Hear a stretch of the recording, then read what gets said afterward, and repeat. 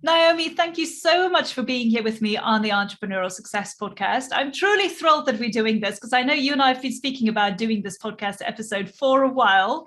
But before we get started, why don't I hand over to you so you introduce yourself to the audience and tell us what you do? Thank you very much. Well, I'm Naomi Haynes, and I work with people to financially empower them. Importantly, I help them get their money working for them and not the other way around, which tends to happen quite a lot. So I am a financial advisor. I provide down-to-earth, easy to understand financial advice. And it's really important that I do this. It's to help people take control of their finances and to take away the stresses that surround them when it comes to money, basically. Yes. And that's why I'm so excited to have you here, because, I think when it comes to financial advice, there's sometimes people fear this thing of jargon, so much, wording or things or terms being used that they don't understand. And then when it comes to their financial success and their financial freedom, basically, people kind of just put that underneath the mat because they don't really want to talk about it. It's just one of those things that people don't want to talk about or think about because they feel it's not things that I need to know about right now. Yeah.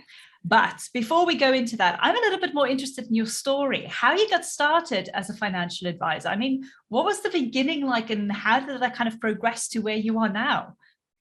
Well, I have always worked in financial services. I've been passionate myself about being in control of my own destiny and making sure that my money that I worked really hard to earn is working hard for me in return. And I guess it was a combination of quite a few different things that led to where I am now. Yes, I've always been passionate about money and finance. I've always been really interested in how it all works and how the world works. But I've also worked through most of my career enhancing diversity within the environments that we all work in. And when it comes to diversity, there are a lot of gender gaps out there. There's a lot of differences in the way we all handle money and the way we all approach it and the way we all think about it, as you've already said, whether it's bury your head in the sand, whether you just don't understand it. But for some people, just the thought of money is really quite overwhelming. And that's where it really kind of comes into combining all of those forces that I feel that I can help people overcome those stresses and overcome this misunderstanding when it comes to money, because it sounds complicated. You're right, there's a lot of jargon out there, and if I can translate it and if I can help people feel in control, if I can help people not be overwhelmed by it, then that for me is everything I want to get out of it. And that's why I became a financial advisor, is really just to help people get that control in an easy way that just helps them with their own financial well-being. Yeah. Oh no, gosh, definitely. And you know what? And I have to say that I've met quite a few financial advisors in my life, but when I met you, you started explaining things and immediately it just made sense to me. The way you explain things, just brings it back down to the basics, and the clarity that you then receive from having a conversation with you, it helps you kind of think about what you need to plan for the future, but also about certain decisions you need to make now.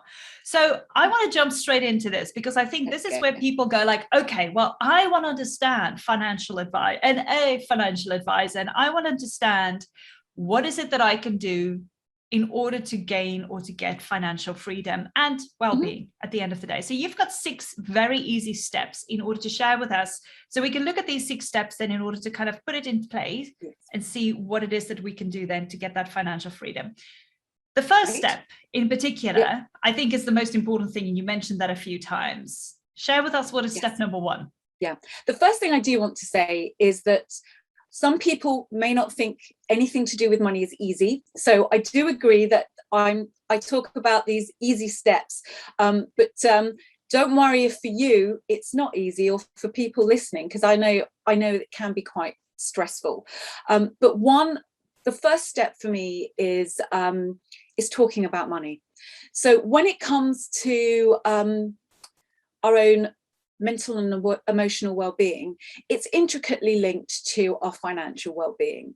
And it's just being able to talk about money. And I'm not talking about, kind of giving your financial information to everyone and anyone, but talking about money in general. Yes, talking about it with trusted individuals, but also with family members, in all different ways. Just talking about money can really help reduce the stress associated with it.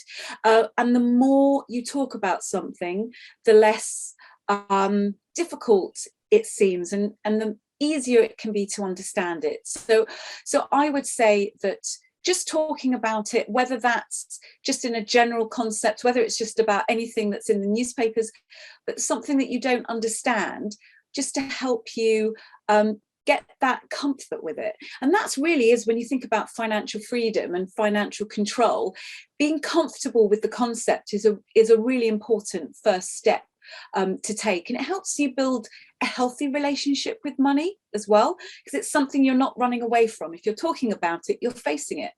And a problem shared is a problem halved, as this saying goes. So yeah. That's my first step.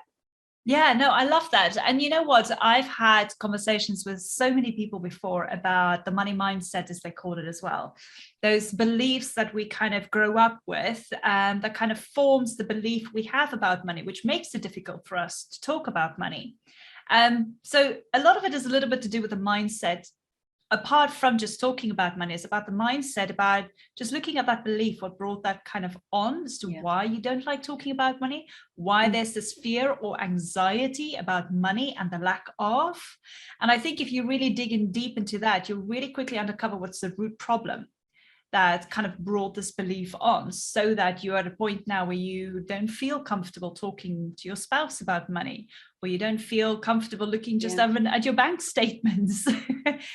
You know, it's simple little things like that, but you've got to go through a process like that in order to get comfortable. So I agree with you 100%. It starts with just having a small conversation and then just building up on that. So absolutely. If that is step number one, then what is step number two? Step number two for me is looking at your debt. A lot of people have sleepless nights over amount of money that they owe. And not all debt is equal, in the sense that different debt will have different interest rates, will take you longer or shorter to pay back. And I'm not saying that debt is a bad thing, but I'm saying, again, understanding it, knowing what you've got, knowing what your plan is, why you've got it, and ensuring that it's sustainable, and that you can pay it off, and that you've got a plan to reduce it over time. And that, again, gives you more freedom, because then what that means is the money that you've worked really hard to earn, a higher percentage can go to other things that aren't just debt, but also you have less obligations with it coming in. So very much, again, about financial freedom. It's not to say that you should wipe out all debt, but it is to say, understanding, have a plan. Always, to me, having a plan is always important, and trying to work out what's your priority as well when it comes to it. And it's nothing more than that. And again, it's something that you don't have to do alone. Just like talking about money, obviously you can't do that alone. It's about, and so don't feel afraid to get help when it comes to debt, or to be able to work it out with the help of a professional as well. Yeah. And I think this is sometimes where people do bury their heads in the sand, because they don't want to think about the debt. They know it's there, but they don't want to think about it. So again, I think it's something you've got to get comfortable with. But for so many people who get into debt, it kind of like spirals out of control a little bit as well. And it's exactly like you said, when things spiral out of control and you have no control over it, that's where you want to bury your head in the sand, and you just don't want to think about it. But as soon as you come up with a plan, it just makes so much sense. That control you're gaining back, that stress is off your shoulders, and you just feel like, I can see the end of the tunnel. You know, it's making sense now. I can see where I'm going, which is why I think it's so important to have a conversation with a professional like yourself, to just see, what is it that I have that is causing the problem, the debt? What is the plan that I can put into action that is going to help me? And the stress, the relief that you get from that is just going to be amazing. So I do like step number 2. I think that is a huge step for a lot of people. Yeah, and it's quite easy to get debt as well, whether it's through credit cards or overdrafts or anything. It's not difficult to build it up, and therefore you can find that actually you're creating a habit that's not healthy for your financial well-being, when this kind of second stage helps you to create a habit that is helpful, that is much more intentional towards putting a plan and paying it off. So exactly. And I love the fact that you said it's a habit, because let's face it, buying something quickly, putting it on the credit card, not thinking twice about it, that can be a bad habit that you don't even know you have, and it's just something that then spirals out of control. So I agree with you. Okay, so moving on from step 2, what is step number 3 then? This is building up what's called a rainy day fund. People call it lots of different things, but it's basically having a buffer, having a safety net there for if and when things go wrong. Because the fact is that we can't predict the future. I think we'd all be in a very different position if we could. And you can't predict it, but you can prepare for it. And I think for me, a rainy day fund is so important. I think it's difficult for some people to have a rainy day fund, because that means having an amount of money, and that's for people to decide what makes the most sense for them. But having an amount of money that's accessible, which is difficult for some people to then, but not spend it. It's there for an emergency. If your boiler breaks, if something happens, if you lose your job or something happens and you need money in an emergency, it's really important to have that rainy day fund. So what I always say is think about a minimum of having 3 months worth of expenses, and then move up from there. Everyone's situation is going to be different. Everybody will have different habits, will have different attitudes and different ability to have that. But I do always say that having that buffer that helps a lot of people sleep at night. And if something goes wrong, and look, the last 2 years have really shown us that things can change, things can happen that you just don't expect. So having something there for that rainy day, I think is really important. Yeah. Oh my gosh. I remember growing up, my dad always used to call it having a little nest egg. Having a little nest egg somewhere that you can just fall back on in case anything happens. And that's something he's actually taught us from a very young age. So I'm glad I learned that from him. Okay. So once people have then the rainy day fund in place, what is step 4? For me, this is all about protection. This is protecting your future. This is protecting your family. It's giving you security. There are many different types of protection. I think when people maybe are listening to this, they may be thinking, oh, life insurance, mortgage cover, but also really important, make a will. A lot of people don't realise there's a lot of myths when it comes to will making and everything. And I won't go into a lot of detail, but if you've already made a will, there may be reasons why it's invalid. For example, if you get married, any previous wills are automatically invalid. And there's no such thing. I think most people don't realise what will happen if they've not got a will in place. And it can create lots of complications, and you don't have to have money or wealth for a will to be important. In fact, it's really, really important to have it whatever your situation is. So that's one thing I would always say. But protection in general, I think that we all like to think that we're invulnerable, that nothing is going to go wrong, that we're going to live forever, but we all know that's not going to happen. And actually, statistically, it's worth having a look. You can look up the probability that something will happen to you, and it's worth people can look up the percentages, and I think people can be quite surprised about what's the probability that, let's say before retirement, that you're going to be too sick to work for an extended period of time, let's say for more than 2 months, and those percentages can be a lot higher than people realize. And therefore what I would say is just ask yourself some questions. What if someone, your partner, were to pass away, or were to be diagnosed with a serious illness, or couldn't work, or something happened? And it's really important just to think about what would happen in that situation. I'll give you an example. My husband had COVID, and I know that most people have had COVID, and he was really sick, and he works, and so for him, he was like, right, I'm going to get back to work the moment my self-isolation finishes. And actually we had that conversation, which was very much about, actually, you need to focus on getting better. You need to focus on your own health and not focus on when you're going back to work, because the most important thing is that you don't end up making things worse. And I think that happens with a lot of people. And actually he's still unwell from it all, but knowing that there's that protection in the background, there's different forms of protection that you can get, just meant that he could relax and not worry about financial implications, but that he can worry about himself and getting healthy, fit and healthy. And that's so important. And if something bad happens to us, if we lose a loved one, if we lose a family member, if something happens and someone's ill, the last thing you want to start panicking about is, can I pay my mortgage?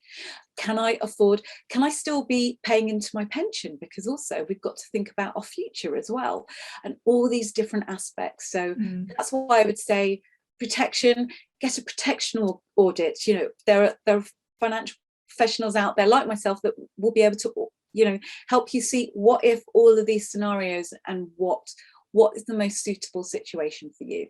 Yeah, and I think that's quite amazing, because, you know, as a novice sitting here running my own business, working from home, I don't know what kind of protection I require. I don't know what is available out there for me. So, you know, just as you were talking, I was thinking for myself just now, like, oh my gosh, maybe you and I need to have a chat, because I need to learn what kind of protections are there for me that I need to put in place. Because if I don't show up, if I can't work, I can't generate money for my business.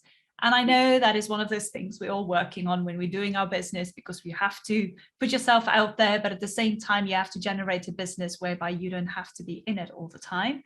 But I think for so many business owners and so many entrepreneurs, they are still the main generator, either for their family as well, you know, on so many and so many ways. So finding out what kind of protection is available in order to mitigate any unseen things in the future, I think, yeah, you can definitely sleep at night knowing you've got some of those protections in place.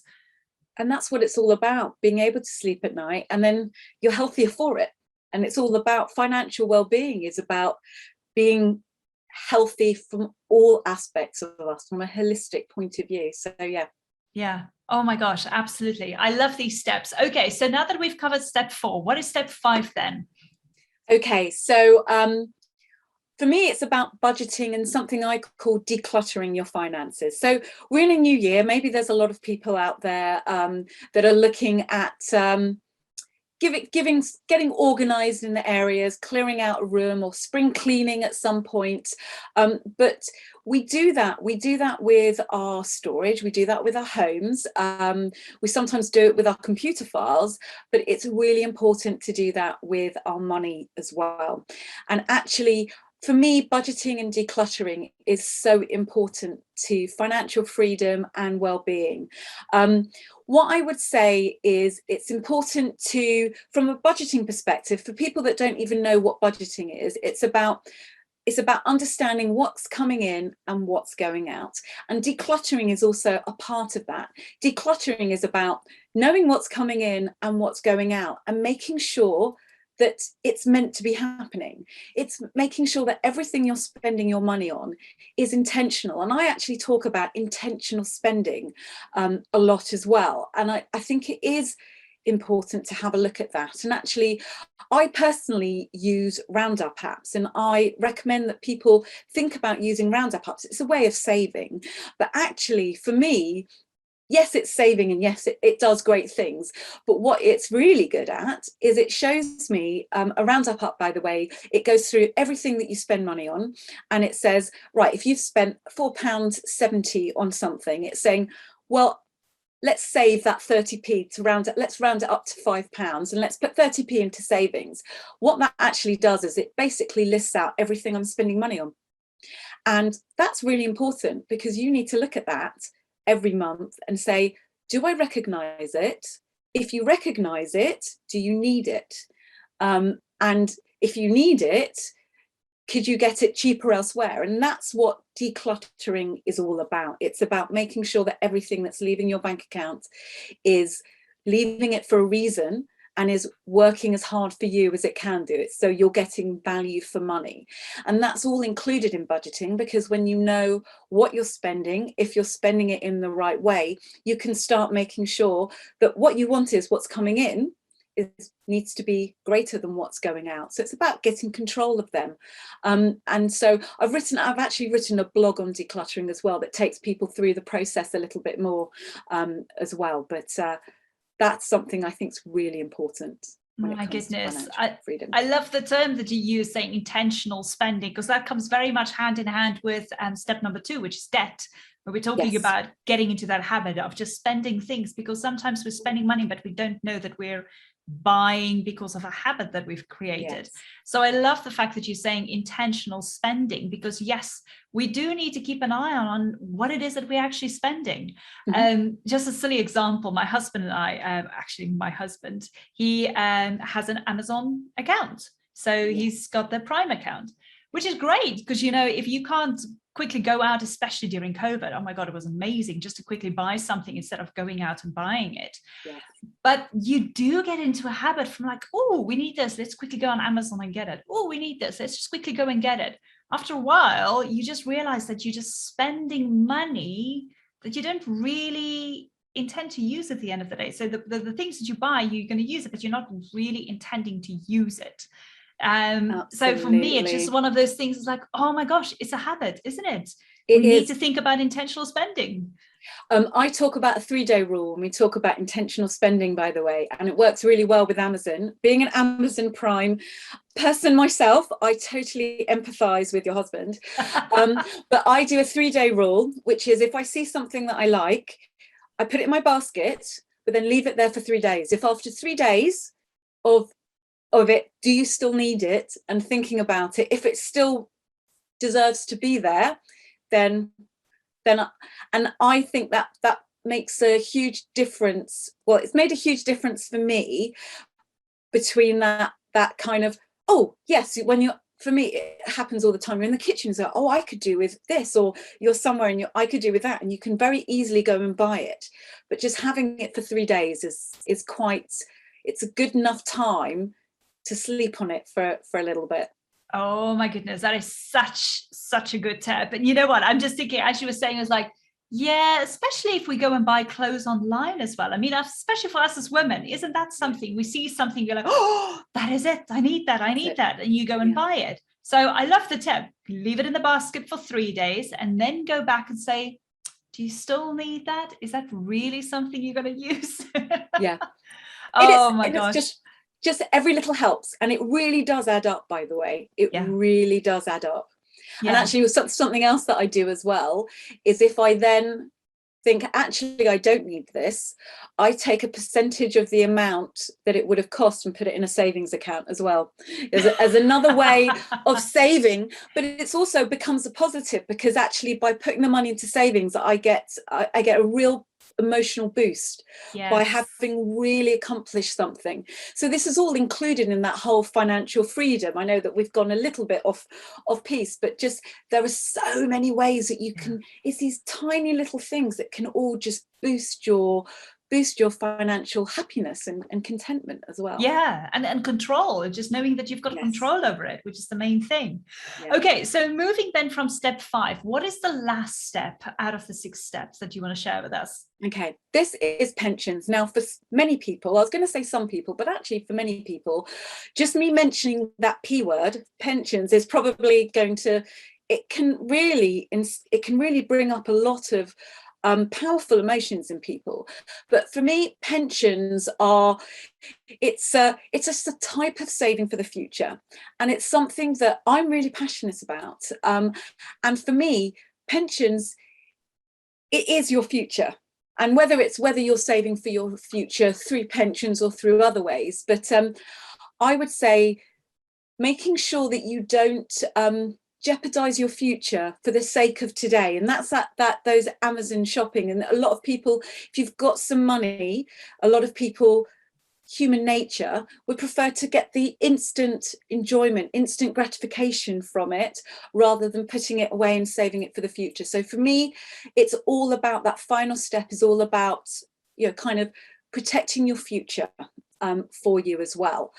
So what I would say with this final step is, do you know your number? And that's a question. And what does that mean? What's your number? Your number can mean lots of things, but it's really once you stop working, because remember, everyone, I know everyone that's listening and watching are going to, they will be working so hard and have been working so hard to earn what they've earned. At some point, that's going to stop. Now, that's going to stop. For some people, they may still keep working into retirement, but having an income when you start slowing down or at some point in the future is important. What does that income look like? How much have you got saved for your future? Knowing what your number is involves a lot of different aspects. One, I would say the absolute first thing for all people in the UK, or for people wherever you are, check your state pension entitlement. So very happy if you wanted to, in the show notes, give a link for how to do that, or very happy for people just to ask. You can even Google, I'm going to be honest, if you Google check state pension forecast or whatever, just see what your entitlement is or how you're tracking towards it, because knowing what you've got, you can at least start working out, is there a gap, and everything. Once you know what you're getting from your state pension, is, have you got any pensions already? And I think a lot of people may have worked for different companies, may have thought, I may not have a pension. They may actually have something hidden.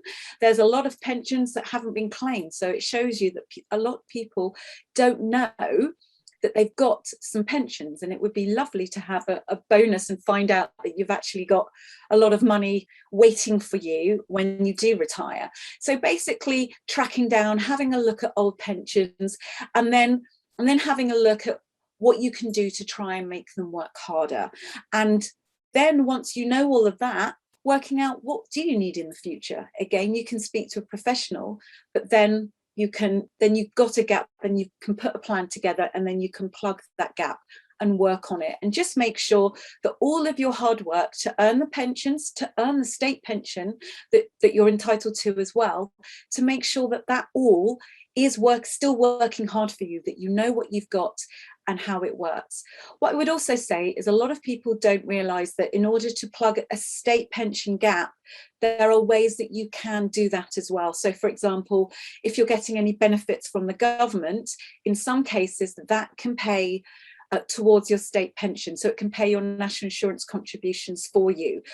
So it's always worth digging a little bit deeper, speaking to someone, just to make sure that everything is being done in the right way. So for example, people that are getting child benefits, if they've got children under the age of 12, they will automatically have their state pension contributions paid for them. Now, a lot of people don't claim child benefits because maybe they are earning over a certain amount, or their partner is. You can still claim, like, get child benefit, but without actually getting the money. So there's lots of different things that you can do when it comes to that.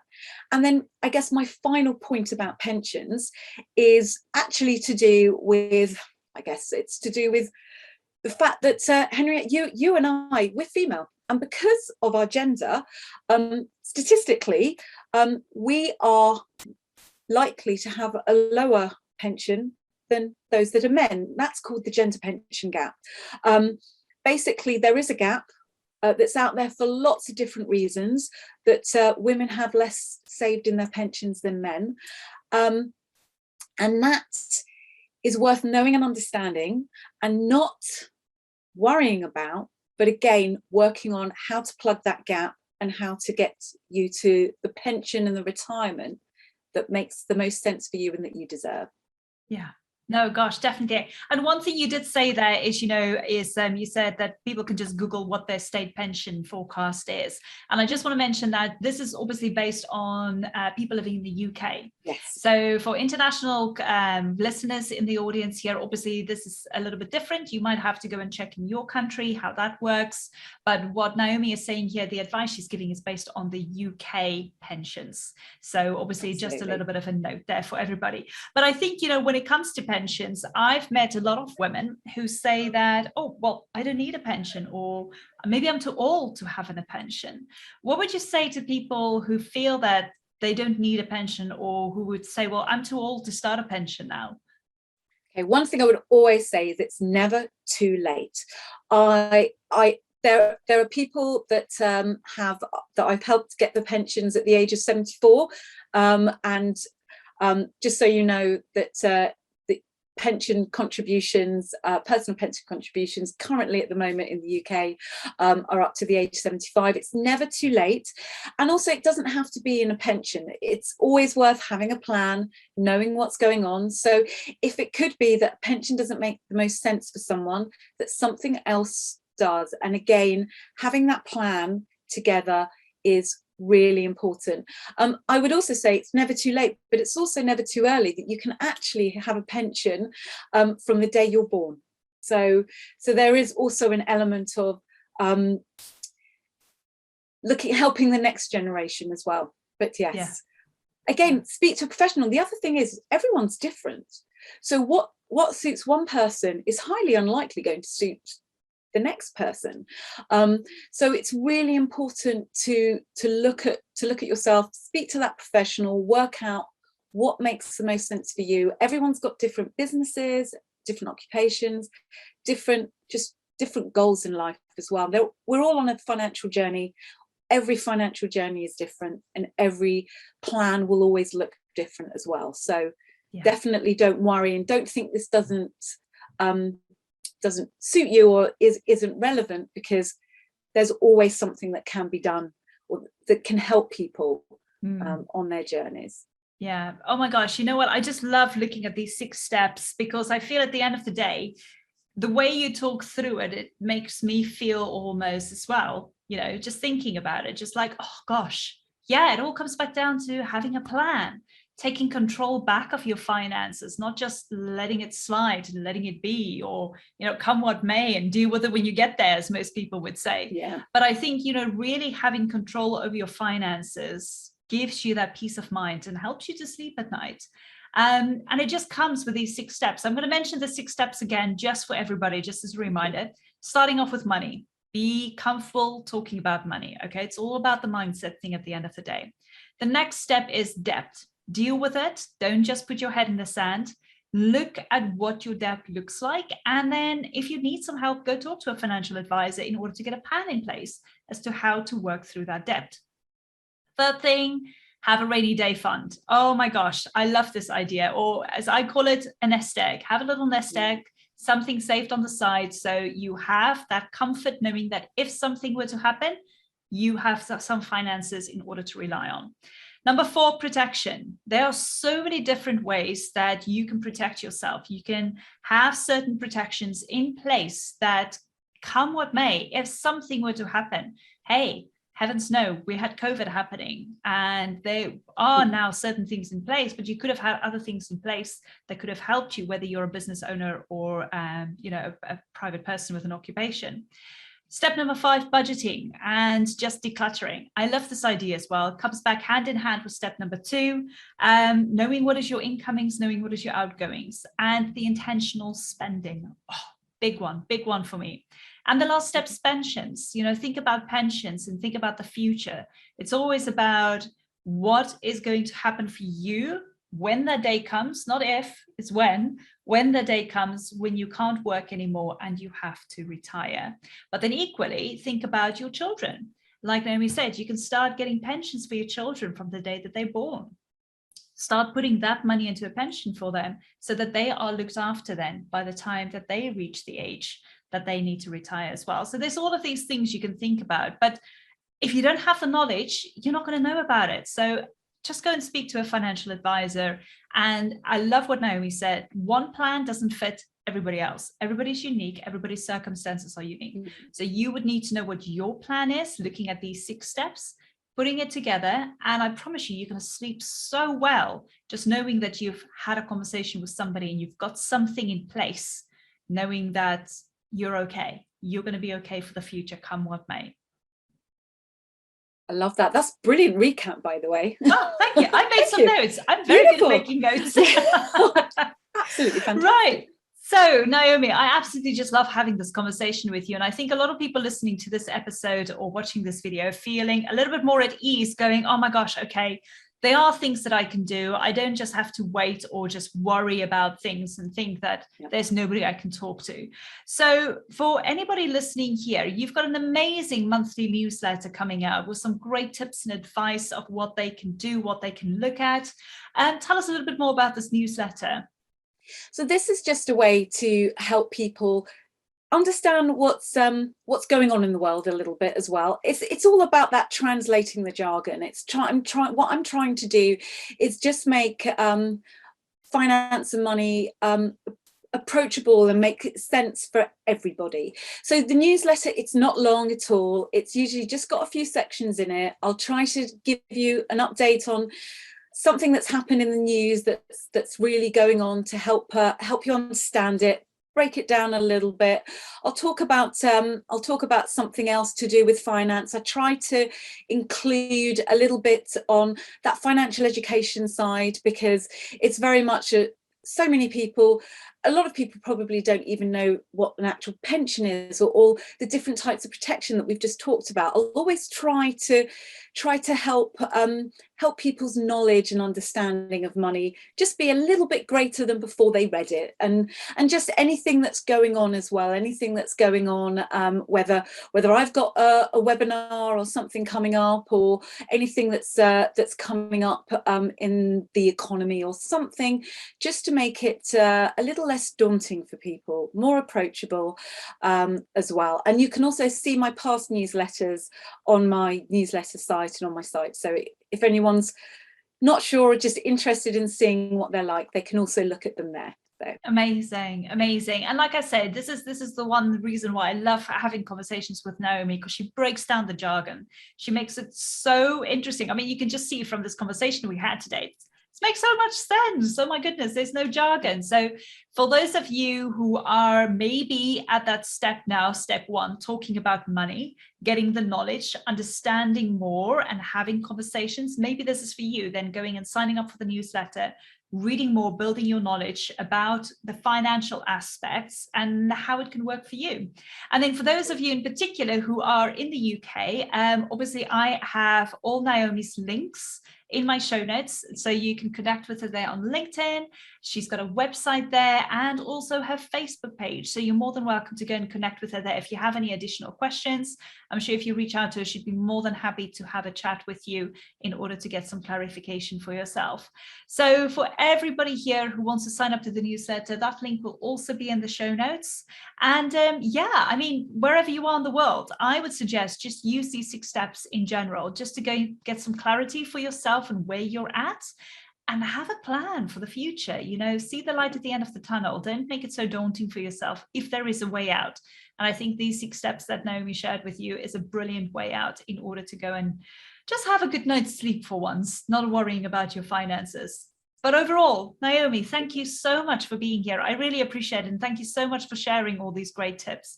I'm sure everybody is taking great info from you. So thank you. Thank you. It's been lovely. Awesome. Okay, well, you and I are definitely going to be in touch very soon again. So have a lovely day and we'll speak soon. Take care. Bye. Bye.